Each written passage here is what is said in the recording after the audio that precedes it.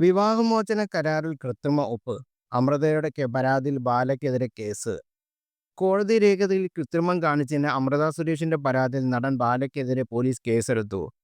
Ernakulam central സ്റ്റേഷനിൽ നൽകിയ പരാതിയുടെ അടിസ്ഥാനത്തിലാണ് കേസ്. വിവാഹമോചന കരാറിലെ കോംപ്രമൈസ് എഗ്രിമെന്റിൽ കൃത്രിമം കാണിച്ചെന്നും അമൃതയുടെ ഒപ്പ് വ്യാജമായി ഇട്ടെന്നുമുള്ള പരാതിയുണ്ട്.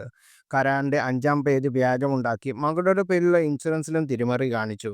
പ്രീമിയം തുക അടയ്ക്കാതെ വഞ്ചിച്ചു. ഇൻഷുറൻസ് തുക പിൻവലിച്ചു.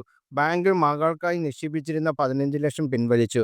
വ്യാജരേഖയുണ്ടാക്കി ബാല കോടതിയെ തെറ്റിദ്ധരിച്ചു തുടങ്ങിയ പരാതികളാണ് ബാലയ്ക്കെതിരെ അമൃത നൽകിയത്.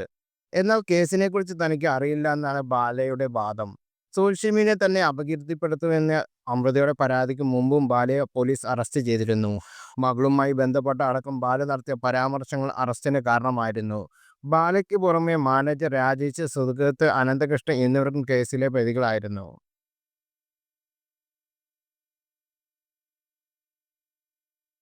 കൂടുതൽ വാർത്തകൾ അറിയാൻ ഈ ചാനൽ സബ്സ്ക്രൈബ് ചെയ്യുക, ഷെയർ ചെയ്യുക. താങ്ക്